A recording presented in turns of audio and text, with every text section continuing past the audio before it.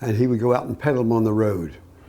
So I don't know where we got the money to get a hold of a car, and that's Sammy what I had a did. friend whose car got dispossessed. Oh yeah, so you took it over. Minnie's brother had a friend who had a car that got dispossessed, so I took that car over without paying out any money.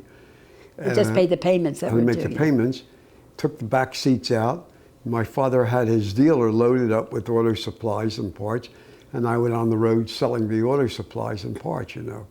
And that's the way we got started right away.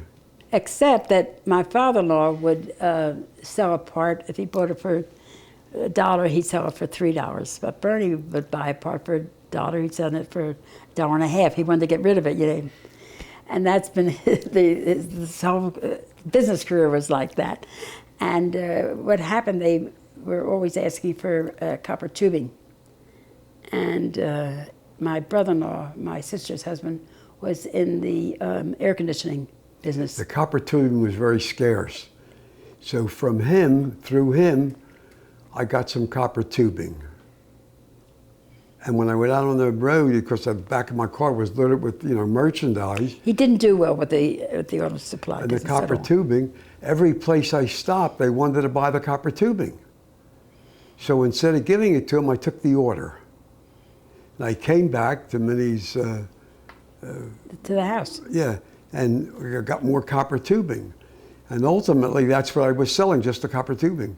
And that was very successful. That's when he became active in the steel business. Yeah. And that one thing led to another. Yeah.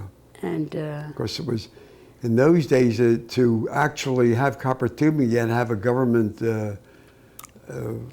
you had to have a certificate. a certificate from the government. But this way, getting it from him, I didn't need anything. And then when you ultimately did, you filled out a form, and you put it down a number, and you got it. Yeah, but it worked out very, very well. And then Bernie was with his father going on Girard Avenue, and they were going to get auto supplies, and Bernie was selling all this copper tubing, and he said, "Dad, I'm going to get a store."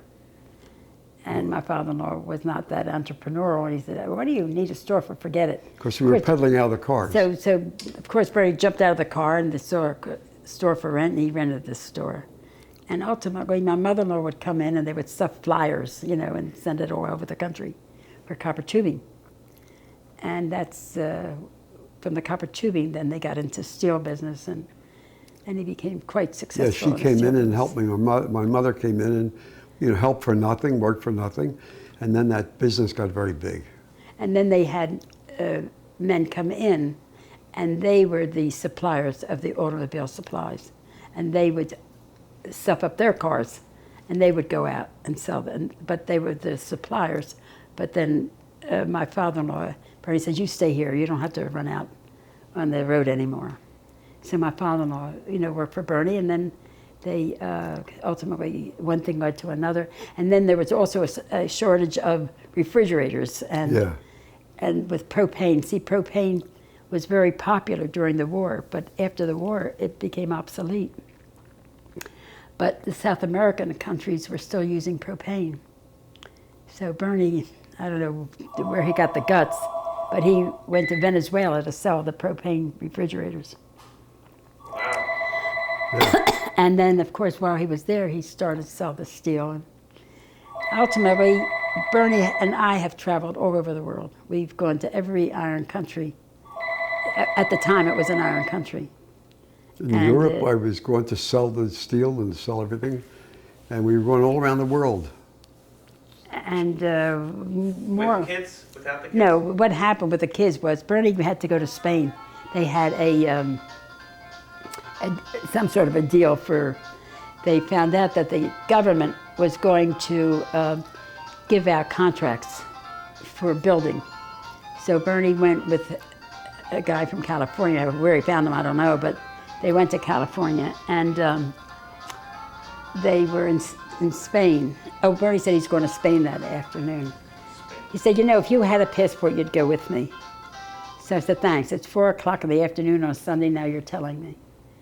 So 2 months later, he had to go back. He said, "You know, you never know. If you had a passport, you'd go with." I said, "I got a passport." He said, "What do you mean you have a passport?" I said, "Well, when you told me about a passport, I went out and got a passport." He said, yeah, but you see, in those days, that point in history, you had to have a letter from the township that that you're not a felon and that you're a good citizen and so forth. He said, but how about I said, I got that. So I left, he told me 4 o'clock. Oh, he said, how about the kids? At that time, we had a girl that lived in. We lived in Havertown. We moved to Havertown in 1949. Okay, so things are looking good. Yeah. Things were getting much better. Right, okay. And that's another story. When we went to buy the house in Havertown, we were so unsophisticated. Bernie had a deal with that he had made about $16,000. And that was big money at that time. And we went to buy the house, and the house was $16,000. And they said, at settlement, they said, how are you going to pay for it? What kind of mortgage? So we said, no, we don't have a mortgage. They said, well, how are you going to pay for it? Do you have a check? I had gone to the vault and taken out $1,600 in greenbacks. Well, we didn't have any savings account. $16,000 in cash, because we had no savings account. We had no check account. We had no saving account. So we had the cash, so we stuck it in the safety deposit box. So I took out the box, and this new houser who worked for Harry Kravitz thought Bernie was a bookie for many, many years. Years later, he found out, of course, that he was in the steel business. He said, Bernie, he said, I always thought you were a bookie. I never thought. Because I paid cash. Cash. But then I told them then we had no savings account, so we had the money in the and we had no check account, so the money was in the savings account. When I had to pay him, she had to get the cash out. We had no checks, no check. We gave him the cash. Wow. And a neighbor, a very friendly neighbor, knew that we paid cash for the house. So of course she reported us to the IRS. And the IRS man met Bernie at 13th of Gerard, where he had his store. And they sat in the corner, dining, whatever, coffee shop. And the IRS said, how come you pay cash? So I told him the story. He told him the story of his life. How when he was a young man, how he came home one day and there was no one in the house. They had rented the house and there was no one there.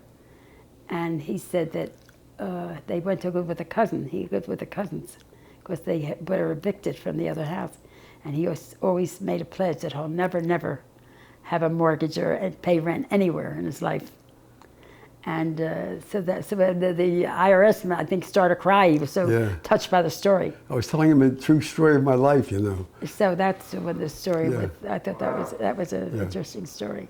And then anyhow, so then from we moved to Havertown and in '49, and that's when Howard was born.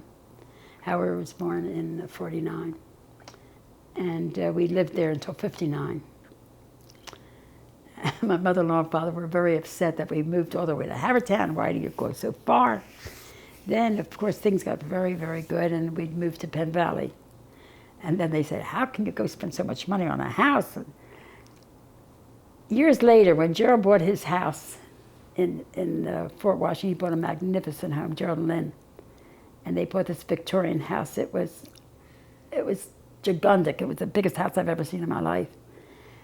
And it was really, really a mess. The pipes were hanging down, and the cobwebs, and the mattresses were on the floor, and people were living there.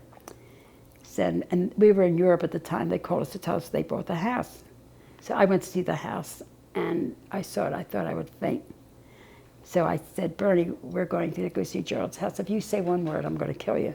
Because your mother and father complained when we moved to Havertown. They moved to Penn Valley, they complained. I said, don't you dare say a word. So he walked in and got green. And he's looking around, and Gerald said, I want to show you the barn. So he went to see the barn, and he said, Dad, what do you think I ought to do with the barn? He said, I would tear it down.